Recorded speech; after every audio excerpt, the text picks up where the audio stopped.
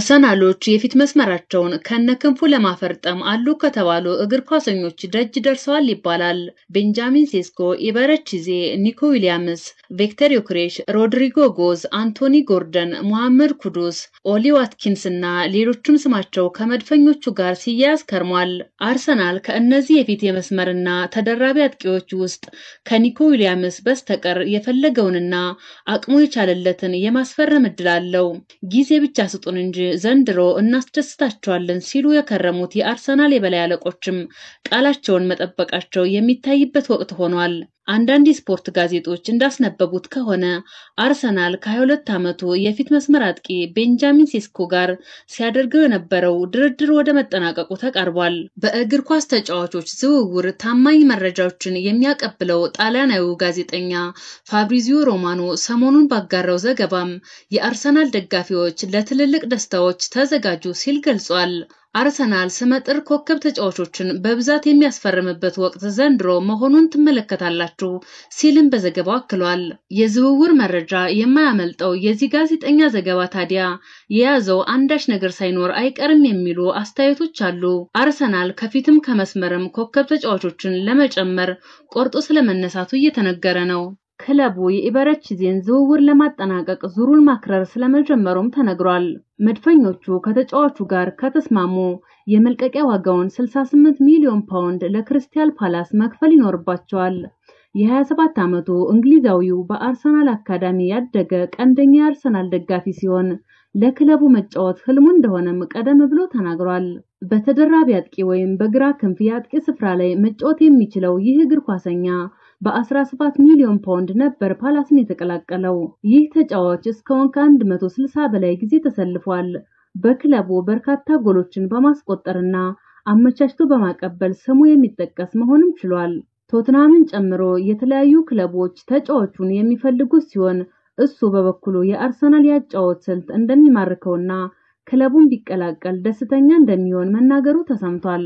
አርሰናል በአጥቂ ስፍራ የሚያስፈርመው ተጫዋች ፕሪሚየር ሊጉን በሚገባ የሚያውቅ ቢሆን ውጤታማ እንደሚሆን እየተነገረ ሲሆን የኢበረቺዜ ዝውውር ከተሳካ ከዚህ ጋር የሚጣጣም ይሆናል። በተያያዘ ዜና በአርሰናል የሚፈለገው ሮድሪጎ ጎዝ ከሪያል ማድሪድ ጋር ያለው ልዩነት እየሰፋ መምጣቱ ተሰምቷል። ተጫዋቹ በዓለም ክለቦች ዋንጫ ላይ በተደጋጋሚ የመሰለፍ እድል እየተነፈገው ሲሆን ይህም በክለቡ የመቆየት እድሉን የሚሸረሽር ነው መባሉን የስፖርት ሚዲያዎች ዘግበውታል። የክለቡ አሰልጣኝ ዣቪ አሎንሶ ሮድሪጎን እንፈልገዋለን እያሉ ቢሆንም በተግባር የሚታየው ግን ተቃራኒ ስለመሆኑ እየተነገረ ነው። ሰሞኑን የማድሪድ ፕሬዝዳንት የተናገሩት ደግሞ ሮድሪጎን በተዘዋዋሪ የሚመለከት ነው ተብሏል። እሱም ማንም ተጫዋች ቅሬታ ከተሰማው እንዲለቅ በራችን ክፍት ነው በሚል የሰጡት አስተያየት ነው። የተለያዩ ስፖርት ተንታኞች የፕሬዝዳንቱን አስተያየት ከሮድሪጎ ጉዳይ ጋር በማገናኘት ተጫዋቹ በቀጣይ ቦታ ሊያገኝ እንደማይችል ግምታቸውን እየሰጡ ነው። ይህ ነገር የሚገፋ ከሆነ ለአርሰናል ሰርግና ምላሽ ሊሆንለት ይችላል ነው የሚባለው። ምክንያቱም ተጫዋቹ ማድሪድን የሚለቅ ከሆነ አርሰናል ቀዳሚ ምርጫው ይሆናል የሚል ነው። አሰልጣኝ ሚካኤል አርቴታ ቢኖሬ ብሎ የሚመኘው ተጫዋች ነው የሚባለው ሮድሪጎ ወደ ሰሜን ለንደን የሚዛወር ከሆነ ለመድፈኞቹ ልዩ ጊዜ ሊሆን ይችላል። ሮድሪጎ ክለቡን ከለቀቀ 77 ሚሊዮን ፓውንድ የዝውውር ገንዘብ ይጠየቅበታል ተብሏል። ለአማካይ ስፍራ ተጫዋች 100 ሚሊዮን ፓውንድ ያወጣው አርሰናል ደግሞ ኮከብ ነው ለሚባለው አጥቂ 77 ሚሊዮን ፓውንድ ማውጣት ይከብደዋል ተብሎ አይታሰብም። ከአርሰናል የመስመር አጥቂ ጋር በተያያዘ ብራዚላዊው ጋብሪኤል ማርቲኔሊ ከአርሰናል ጋር እንደሚቆይ ክለቡ ስለማሳወቁ ተሰምቷል። ዘገባዎች እንዳሉት ከሆነ አርሰናል የገንዘብ ችግር የለብኝም ብሏል። በዚህም ኮከብ ተጫዋቾችን የመሰብሰብ እንጂ የመሸጥ ፍላጎት የለንም ሲሉ የክለቡ አመራሮች ተናግረዋል ተብሏል። ማርቲኔሊም አይሸጥም ሲሉ አሳውቀዋል። የጀርመኑ ባየር ሙኒክ እና የሳውዲው አልናስር ተጫዋቹን ለማስፈረም የጠየቁት ጥያቄም በአርሰናል ውድቅ ሆኗል ነው የተባለው። የ24 ዓመቱ የክንፍ ስፍራ አጥቂው ጋብሪኤል ማርቲኔሊ በፍጥነቱ የሚታወቅ ሲሆን ከቅርብ ጊዜ ወዲህ ግን የአቋም ክፍተት ታይቶበታል ይባላል። ይሁንና ከእድሜው አኳያ ወደ ብቃቱ የመመለስ እድሉ ከፍተኛ ስለመሆኑ ባለሙያዎች ይናገራሉ። በሌላ መረጃ ስፔናዊ ወጣት ተጫዋች ኒኮ ዊሊያምስ ወደ ባርሴሎና የመዛወሩ ነገር ያለቀለት ሆኗል ተብሏል። ተጫዋቹ ቀደም ሲል ስሙ ከአርሰናል ጋር ሲያያዝ ነበር ቢሆንም መሳካት አልቻለም። በዚህም ባየር ሙኒክ እና ባርሴሎና ጥያቄ አቅርበው ተጫዋቹ ባርሴሎናን ምርጫው አድርጓል።